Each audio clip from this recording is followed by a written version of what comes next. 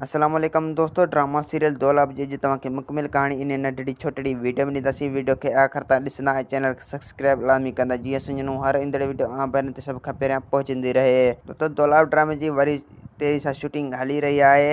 आज़म मेघल यानी रबर उम्मीद अली कलवड़ यानी ओठो उन जी हाणे तेज़ी सां शूटिंग शुरू थींदी। ये हाणे मैदान ते लही चुका आहिनि दौलाब ड्रामे में। छो दोस्तों, आज़म मेघल हवेली ड्रामे खे टाइम ॾेई रहियो हो, छो जो हू हवेली ड्रामो हली रहियो आहे। उन जे करे ये वरी हाणे उन जी शूटिंग हवेली ड्रामे में ख़त्म थी चुकी आहे।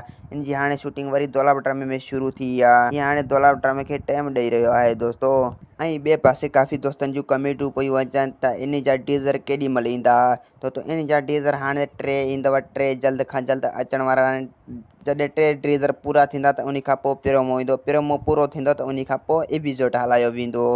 जॾहिं पहिरियों एपिसोड ईंदी त इनशाला असां तव्हांखे इतला करे छॾींदासीं। तो तव्हांखे घबराइण जी का बि ज़रूरत न आहे। तव्हां परेशान न थिजो। इनशाला एपिसोड आयो त असां तव्हांखे इतला ज़रूरु कंदासीं। पंहिंजो रायो कमेंट में ज़रूरु ॾींदा। ऐं ॿियो काफ़ी दोस्तनि जूं कमेंटूं पियूं अचनि त जहांगीर ड्रामो सिंध टीवी वारनि जो आहे या KTN टीवी वारनि जो। दोस्तों, जेको जहांगीर ड्रामो आहे उहो अथव KTN टीवी वारनि जो। उहो KTN टीवी वारनि जो प्रोमो आहे। तो असांखे ॾींदा हाणे वीचार त वरी तव्हां सां मिलंदासीं ईंदड़ वीडियो में।